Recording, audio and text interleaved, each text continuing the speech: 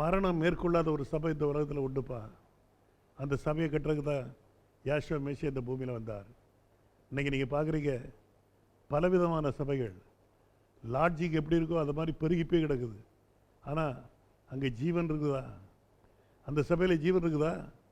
அந்த சபை ஃபவுண்டேஷன் வந்து சரியாக போடப்பட்டிருக்குதா இல்லை அது கல் மேலே போடப்பட்டிருக்கா? இப்போ ஆண்டவர் சொல்கிறார், இந்த கல்லின் மேல் என் சர்ச்சை சபையை கட்டுவேன். அவருடைய அஸ்திபாரம் வந்து கல் மேலே வருது. ஆனால் நம்ம இதில் போட்டிருக்கிறோம். நம்ம சபை இதில் இருக்குங்கிறத கொஞ்சம் யோசித்து பார்க்கலாம். மனுஷன் தன்னுடைய தேவைகளை பூர்த்தி செய்யறதுக்காக ஓடிக்கிட்டு இருக்கிறான். தேவனுடைய தேவைகளை அவன் பூர்த்தி செய்கிறது கிடையாது. இப்போ நல்லா கவனிங்க, இந்த வார்த்தையை அவர் சொல்லிட்டார். ஒரு சபை அவர் கட்ட போகிறது உண்மை. ஆனால் எப்படிப்பட்ட சபையா? அந்த சபை வந்து எங்கே கட்டப்படுமா? கல்லின் மேல்.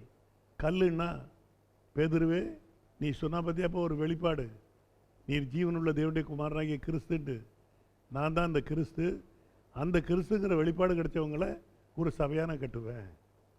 இந்த சபைக்கு மரணம் கிடையாது. பாதாளத்தின் வாசல்கள் அதை மேற்கொள்ள முடியாது. இது ஆண்டவர் சொன்ன வார்த்தை. இப்படிப்பட்ட ஒரு நேரத்தில் ஆண்டவர் ஒரு அருமையான சபையை கட்டுறதுக்காக இந்த பூமியில் வந்துட்டு போகிறாரு. இன்றைக்கி அந்த சபை இருக்குதா? கல்லில் கட்டப்பட்ட சபை இருக்குதா? வெளிப்பாட்டில் கட்டப்பட்ட சபை எங்கே? ஆதி அப்போஸ்தலருடைய நாட்களுக்கு திரும்புங்க, தெரியும் உங்களுக்கு. ஒன்றாம் சபை காலத்தில் என்ன நடந்துச்சு? சீஷர்கள் எல்லாம் அடித்து கொல்லப்பட்டாங்க. என்ன பிரசங்கம் பண்ணாங்க அவங்க? யாஷுவா நாமத்தை பிரசங்கம் பண்ணாங்க. இன்றைக்கி அது எங்கே போச்சு? அன்றைக்கி அற்புதங்களும் அடையாளங்களும் நடந்துச்சு. இன்றைக்கி அது எங்கே போச்சு? இல்லை. மரணத்தை ஜெயித்தாங்க அவங்க. மரணத்தை பற்றி அவங்க பயப்படவே இல்லை. பவுல் சொன்னான், மரணமே அவன் கூரங்கே, பாதாளமே அவன் ஜெயமங்கேன்னு சொன்னான். பயப்படலை. அப்படி இருந்த அந்த சபை இன்றைக்கி எங்கே போச்சு? இல்லை. இன்றைக்கி எங்கே பார்த்தாலும் பாருங்கள், ஒருவர் உட்காந்துருப்பார் சேரில், ஐயா வஸ்திரம் போட்டு நல்லா நீட்டாக உட்காந்துருப்பார். யார் அப்படின்னா அவர் தான் எங்கள் பாஸ்டர். பாஸ்டர் சர்ச் எங்கேப்பா இருக்குது? ஒரு சபையில் பைபிள் எடுத்து எனக்கு எடுத்துக்காட்டு பார்க்குறான். பாஸ்டர் சர்ச் அப்படி ஒரு சர்ச்சு கிடையாது. 5 விதமான மினிஸ்ட்ரி ஆண்டவர் கொண்டு வந்தார் உலகத்தில். அந்த 5 விதமான மினிஸ்ட்ரிலையும் அங்கே என்ன ஊழியம் செய்யணுங்கிறத அவர் கொடுத்துருக்கிறார். சிலரை அப்போஸ்தலராகவும், சிலரை தீர்க்கதரிசிகளாகவும், சிலரை மேய்ப்பர்களாகவும், சுவிசேஷர்களாகவும், இப்படி 5 விதமான மினிஸ்ட்ரி அவர் கொடுத்துருக்காரு. இந்த 5 விதமான மினிஸ்ட்ரி தான் வரணும். இப்போ சபைகளை பார்த்தீங்கன்னா அப்போஸ்தலனாகிய பவுல் சபையை கட்டும்போது சபை ஒவ்வொரு இடத்துலையும் மூப்பர்களை வச்சு அவன் கட்டுறான். தீத்து 1:5 நீங்கள் படித்து பார்த்தீங்கன்னா தெரியும் உங்களுக்கு. சபைகள் தூரம் போய் அல்லது நகரங்கள் தூரம் போய் மூப்பர்களை எழுப்புவாயாக. தீமோத்தி, தீத்து, இப்படிப்பட்ட மூப்பர்களை வச்சு அவன் சபை கட்டினான். ஆனால் இன்றைக்கி ஸ்தாபனம் என்ன செய்திச்சு? பாஸ்டர்களை வச்சு சபை கட்டுச்சு. என்னென்ன பாஸ்டருக்கு தேவையோ அத்தனையும் ஜனங்கள் கொடுக்கணும். சர்ச்சில் என்ன வேணுமோ அதை கொண்டு வைக்கணும். இதுதான் இன்றைக்கி நடந்துகிட்டு இருக்குது. இது ஒரு அடிமைத்தனத்துக்குரிய சபை. உண்மையான விடுதலையான சபைக்கு இல்லை. விடுதலையான சபையை நீ கட்டணுமையானா இந்த ஜூபிலி 50வது நாள் எக்காலம் ஊதி சுதந்திரத்தை பிரகடனம் பண்ணி நீ கட்டுற சபை தான் உண்மையான சபை. அந்த சபை தான் ஆண்டவர் கட்டுக்கு வந்தார். அவர் சொன்னார், யோவான் வாசிக்க ஒரு வசனம் 8வது அதிகாரம் 36வது வசனம் வாசிக்க சீக்கிரம். ஆகையால் குமாரன் உங்களை விடுதலையாக்கினால் மெய்யாகவே விடுதலை ஆவீர்கள். நீங்கள் ஆபிரகாமின் சந்ததியார் என்றும் அறிவேன். ஆனாலும் உங்களுக்குள்ளே என் உபதேசம் இடம்பெறாதபடியால் என்னை கொலை செய்ய தேடுகிறார்கள். நான் என் பிதாவினிடத்தில் கண்டதை சொல்லுகிறேன். சொல்லுது பாருங்க, ஆண்டவர் அழகா சொல்றாரு, குமாரன் விடுதலை செய்தால் மெய்யாகவே விடுதலை ஆவீர்கள். அப்போ விடுதலை கொடுக்காம இவர் சபை கட்டலை. என் ஜனங்கள் எப்படி இருக்கணும்? என் நாமம் தரிக்கப்பட்ட என் ஜனங்கள் என்னை தேடி தங்களுடைய பொல்லாத வழிகளை விட்டு என்னிடத்தில் திரும்புவாங்கன்னா அவங்களுக்கு நான் நிச்சயம் சேமத்தை அருளுவேன். அப்போது அவருடைய சத்தத்துக்கு அவர் செவிச்சாக்கிறார். எப்போ? அவங்க மனம் திரும்பினா.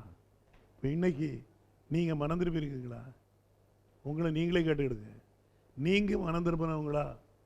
மனம் கசந்து அழுது நம்முடைய பாவத்துக்காக ஆண்டவர்கிட்ட மன்னிப்பு கேட்டு நீங்கள் பரிசுத்தமான ஒரு வாழ்க்கை வாழ்ந்துகிட்டு இருக்கீங்களா? அது உங்களுக்கு தெரியும். அப்போது நீங்கள் மனம் திரும்பின ஒரு கள்ளனாக இருப்பீங்க. இல்லை அப்படின்னா மனம் திரும்பாத ஒரு மனுஷனாக இருப்பீங்க. இப்படிங்கிறத நீங்களே யோசித்து பார்த்துடுங்க. இங்கே ஆண்டவர் சபை கட்டுறதுக்காக அவர் வைத்த முதல் ஸ்டெப்பை கவனிங்க. பரிசுத்த ஆவியை இந்த பூமியில் கொண்டு வந்தார். ஆவி இல்லாத சபை இல்லை. ஆவி இல்லாத சபை அவருக்கு கிடையாது.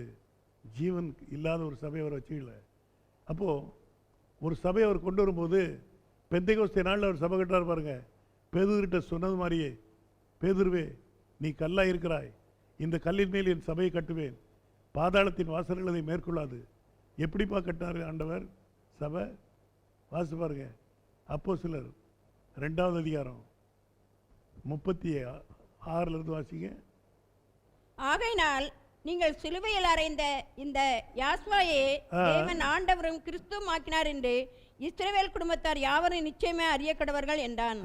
இதை அவர்கள் கேட்ட பொழுது இருதயத்திலே குத்தப்பட்டவர்களாகி பேதுருவையும் மற்ற அப்போஸ்தலரையும் பார்த்து, சகோதரரே நாங்கள் என்ன செய்ய வேண்டும் என்றார்கள். பேதுரு அவர்களை நோக்கி, நீங்கள் மனம் திரும்பி ஒவ்வொருவரும் ஒரு மனுஷன் சபைக்குள்ள வர்றதுக்கு பாதையை பாருங்க. வேற நான் பேர் எழுதி வச்சேன் சர்ச்சில் போய் நான் இவ்வளோ ரூபா கொடுத்தேன் காணிக்க, அதெல்லாம் பாக்கெட்டில் வச்சுடுங்க. நான் சொல்கிறது பைபிளை தவிர மற்ற காரியங்கள் நான் போதிக்க மாட்டேன். பைபிள் எப்படி அவங்களுக்கு உண்டாக்கிச்சுது, இந்த விசுவாசிகளை எப்படி கொண்டு வந்தார் அவர் ஓப்பனாக சொல்லிட்டாரு. என்ன சொல்லார் பாருங்க. பேதுரு அவர்களை நோக்கி நீங்கள் மனம் திரும்பி, முதல்ல என்ன செய்யி? மனம் திரும்பு. நீ ஒரு கிறிஸ்தவனை மாறணுமா, நீ உண்மையிலே கிறிஸ்துவனுடைய பிள்ளையை மாறணுமா, ஒரே ஒரு காரியம், நீ என்ன செய்ய? மனம் திரும்பு. மனம் திரும்பாதவன் கிறிஸ்தவன் கிடையாது. ஒவ்வொருவரும் பாவ மன்னிப்பு கண்டு யாஷ்வா மேசியாவின் நாமத்தினாலே ஞானஸ்நானம் பெற்றுக்கொள்ளுங்கள். பாருங்க, இந்த வார்த்தை என்ன சொல்லுது பாருங்க. யாஷ்வா மேசியாவின் நாமத்தில் ஞானஸ்நானம் பெற்றுடுங்க பைபிள் சொல்லுது. ஆனால் அங்கே என்ன எழுதிட்டு தெரியுமா? தமிழ் பைபிளில் வாசித்து பாருங்க. பேதுரு அவர்களை நோக்கி, நீங்கள் மனம் திரும்பி ஒவ்வொருவரும் பாவ மன்னிப்பு கண்டு இயேசு கிறிஸ்துவின் நாமத்தினாலே ஞானஸ்நானம் சொல்லி சொல்லுது பைபிள். உங்க பைபிள் அப்படிதான் இருக்கும். ஆனா உண்மையான பைபிள், எபிரேய பைபிள் என்ன சொல்லி பாருங்க. Yeshua Peter said unto them, repent and be immersed every one of you in the name of Yahshua the Messiah. பாருங்க, யாஷ்வா தி மெசியா, யாஷ்வாவுடைய பேரில் ஞானஸ்நானம் எடுத்துக்கப்பா உன் பாவ மன்னிப்புக்காக. ஒவ்வொருவரும் மனம் திரும்பி பாவ மன்னிப்புக்காக யாஷ்வா மெசியா நாமத்தில் ஞானஸ்நானம் பெறுக, நீ பரிசுத்த வேண்டிய வரத்தை பெறுவா. இதுதான் தேவனுடைய உபதேசம். இதுதான் பெந்தைகோஸ்தே அன்னைக்கு நடந்த உபதேசம். இந்த உபதேசத்தை அவங்க கேட்ட உடனே கலங்கிட்டாங்க ஜனங்க. எவ்வளவு பேர் ஞானஸ்நானம் பெற்றாங்க பாருங்க. வாக்குத்தத்தமானது உங்களுக்கு உங்கள் பிள்ளைகளுக்கு நம்முடைய தேவனாகிய கர்த்தர் வரவழைக்கும் தூரத்தில் உள்ள யாவரும் உண்டாயிருக்கிறது என்று சொல்லி இன்னும் அநேக வார்த்தைகளாலும் சாட்சி கூறி மாறுபாடுள்ள இந்த சந்ததியை விட்டு விலகி உங்களை ரட்சித்துக் கொள்ளுங்கள் என்று புத்தி சொன்னான். சரியா அடிச்சா பாருங்க பேதுரு. மாறுபாடு உள்ள இந்த சந்தையை விட்டு வெளியே வந்துருப்பா அவன் புத்தி சொன்னான். நீங்க என்ன செய்யுங்க? மாறுபாடு உள்ள இந்த சந்ததியை விட்டு வெளியே வந்து யாஷ்வா மேசியா நாமத்தில் ஞானஸ்நானம் பெற்றுக்கொள்ளுங்கள். இல்லையா? அவனுடைய வார்த்தையை சந்தோஷமா ஏற்றுக்கொண்டவர்கள் ஞானஸ்நானம் பெற்றார்கள். அன்றைய தினம் ஏறக்குறைய 3000 பேர் சேர்த்துக் கொள்ளப்பட்டார்கள். 3000 பேர் சேர்த்துக் கொள்ளப்பட்டாருப்பா. 3000 பேர் சேர்த்துக் கொள்ளப்பட்டாங்க. எப்படி? யாஷ்வா மேசியா நாமத்தில் ஞானஸ்நானம் பெற்று. பாவ மன்னிப்பு யாஷ்வா நாமத்தில் இருக்குது. இதைத்தான் அன்னைக்கு பிரசங்கம் பண்ணார் ஆண்டவர். யாஷ்வாவை தவிர வேற ஒருத்தர் உங்களுக்காகவும் எனக்காகவும் அடிக்கப்படலை. இதை சொல்லி ஞானஸ்நானம் கொடுக்க சொல்லி பேதுருங்க கடலை விடுறான். இதுதான் பெந்தைகோஸ்தே நாளில் நடந்த சம்பவம். பெந்தைகோஸ்தே சபை இதுதான். நீங்கள் கொண்டு வர இந்த பெந்தைகோஸ்தே சபை கிடையாது. அவங்க இயேசு நாமத்தில் யாரும் ஞானஸ்நானம் எடுக்கல. ஏன் அப்படின்னா அந்த பாவத்துக்காக, உங்களுடைய பாவத்துக்காகவும் என் பாவத்துக்காகவும் அடிக்கப்பட்டது யாஷ்வா. இன்னும் வாசிங்க. அவருடைய வார்த்தையை சந்தோஷமாக ஏற்றுக்கொண்டவர்கள் ஞானஸ்நானம் பெற்றார்கள். அந்த தினம் ஏறக்குறைய 3000 பேர் சேர்த்து கொள்ளப்பட்டார்கள். பைபிள் என்ன சொல்லி பார்த்தீங்களா? எத்தனை பேர் சேர்த்து கொள்ளப்பட்டாங்களா? 3000 பேர். இந்த 3000 பேர் தான் முதல் வித்துக்கள், அதாவது சீடுகள். நம்ம சொல்கிறோமே அறுவடையில் வர்றது. இந்த பெந்தைகோஸ்தே நாளில் முதல் அறுவடை நடத்தி இந்த ஜனங்கள் கூடினாங்க. இவங்க அத்தனை பேரும் பாவங்கள் அறிக்கையிட்டு பாவ மன்னிப்பை யாஷ்வா நாமத்தில் பெற்று எல்லாரும் ரெடியாக இருந்தாங்க. ஆண்டவர் இவங்களை சபையில் சேர்க்கிறாரு. இப்போ பாருங்க, இவங்கெல்லாம் எந்த உபதேசத்தில் இருந்தாங்கன்னா 42வது வருஷத்துக்கு வாங்க. அவர்கள் அப்போஸ்தலருடைய உபதேசத்திலும், இவங்கெல்லாம் அப்போஸ்தலருடைய உபதேசத்திலும், அந்யோன்யத்திலும் அப்பம் பிட்குதலிலும் ஜெபம் பண்ணுதலிலும் உறுதியாய் தரித்திருந்தார்கள். இதுதான் டாக்டரின், இதுதான் உபதேசம். யாருக்காவது தெரியலன்னா பைபிள்லேருந்து படிங்க. பைபிள் இன்னும் மாறல, அது அப்படியே இருக்குது. இதுதான்ப்பா உபதேசம். நீ செய்ய வேண்டிய காரியம் அதுதான். மனம் திரும்பினா பாவங்களை அறிக்கையிட்டா, பாவ மன்னிப்புக்காக யாஷ்வா மேசியா நாமத்தில் ஞானஸ்நானம் பெற்றா, உன் பாவங்கள் கழுவப்பட்டுச்சு. நீ இப்போ இருக்க வேண்டிய டாக்டரின் என்னது? அவர்கள் அப்போஸ்தலருடைய உபதேசத்திலும் அந்யோன்யத்திலும் அப்பம் விற்கிறதிலும் ஜெபம் பண்ணுவதிலும் உறுதியாய் தரித்திருந்தார்கள். இதுதான் உபதேசம். ஒரு மனுஷன் கிறிஸ்தவனாக வரக்கூடிய மெதட் என்னன்னு பார்த்தீங்களா? அவன் எப்படி மாறுறான்னு பாருங்க. இனி அவனுடைய வாழ்க்கையை பார்த்தீங்கன்னா பரிசுத்தமான ஒரு வாழ்க்கைக்குள்ளே போயிடுவான். இந்த பரிசுத்தமான ஆவியை தரித்த உடனே அவன் ஒரு புது மனுஷனாகிறான்.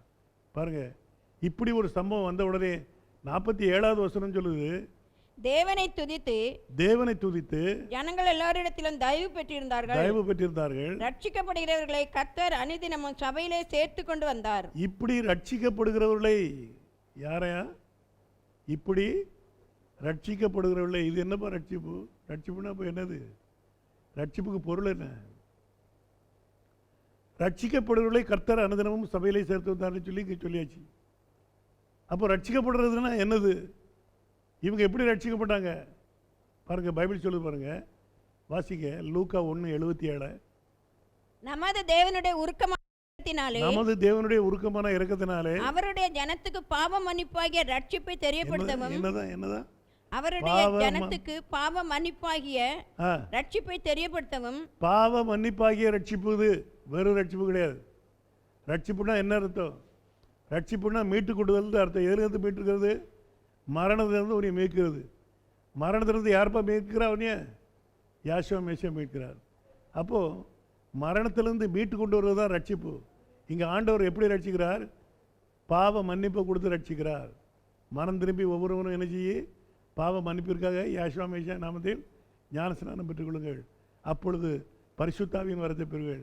இந்த வார்த்தையை கேட்ட உடனே சந்தோஷமாக அவங்க ஞானஸ்நானம் பெற்று மன்னிப்பு கேட்டாங்க. ஞானஸ்நானம் பெற்ற உடனே அவங்க சபையில் சேர்த்து கொள்ளப்பட்டாங்களா? இதை யார் செய்கிறா? யாஷ்வா செய்கிறார். யாஷ்வா அனுதினமும் அவர்களை நினைச்சாரா? அனுதினமும் சபையிலே சேர்த்து கொண்டு வந்தார். இன்றைக்கும் அதே தான். இந்த உபதேசத்தை மாற்ற முடியாது. ஆயிரக்கணக்கான வருஷங்கள் தாண்டி போயாச்சு. ஆயிரக்கணக்கான சபைகள் வந்துட்டு போயாச்சு. எது எப்படி வந்தாலும் சரி, வேதத்தில் மாற்றம் உண்டா? உபதேசத்தில் மாற்றம் உண்டா? கிடையாது. நீங்கள் ஒன்றும் செய்ய முடியாது. ஒன்று நீங்கள் அந்த உபதேசத்துக்குள்ளே வரணும், அப்படி இல்லை அப்படின்னா அந்த உபதேசத்தை ஏற்றுக்கிடணும். ரெண்டு நீங்கள் செய்யலை அப்படின்னா நீங்கள் அம்போ உங்கள் கதி அவ்வளோதான். இது தேவனால் கொடுக்கப்பட்ட உபதேசம். அப்போது இந்த கடைசி நாட்களில் நம்மளுக்கு ஆண்டவர் ஒரு பாதையை திறந்து வச்சிருக்கிறார். ஆடுகளெல்லாம் மேய்ப்பனை நோக்கி ஓடி வருது. சங்கீதம் 101 சொல்லு பாருங்க. 3வது வசனம் மட்டும் வாசிங்க. கர்த்தரே தேவன் என்று அறியுங்கள். கர்த்தரே தேவன் என்று அறியுங்கள். நாமல்ல அவரே நம்மை உண்டாக்கினார். நாம் அவர் ஜனங்களும் அவர் மேய்ச்சலின் ஆடுகளுமாய் இருக்கிறோம். ஜெபிக்கலாம் கண்களை மூடி. ஸ்தோத்திர கர்த்தாவே, ஜீவனுள்ள தேவனே, நேற்று மீண்டும் என்று மாறாதவரே, ஒரு மகத்தான நேரத்தை கொடுத்தீர் ஒரு செய்தி கொடுக்க. தகப்பனே, நாங்கள் அதற்கு தகுதி உள்ளவர்கள் அல்ல. எங்களை பலப்படுத்தும். உங்களுடைய நாமத்தை மகிமைப்படுத்த உதவி செய்யும். யாஷ்வா நாமம் சூரியன் உதிக்கும் திசையிலிருந்து அடைகிற திசை வரை மகிமைப்பட வேண்டும். இதுதான் உம்முடைய விருப்பம். அந்த விருப்பத்தை அடியார்களாகி நாங்கள் செய்ய எங்களுக்கு முழு பலனை, முழு சக்தி கட்டளையிடுந்தப்பனே எங்களை உமது கரத்தில் ஒப்படைக்கிறோம். யாஷ்வா மேசியாவின் நாமத்தில் ஆமென்.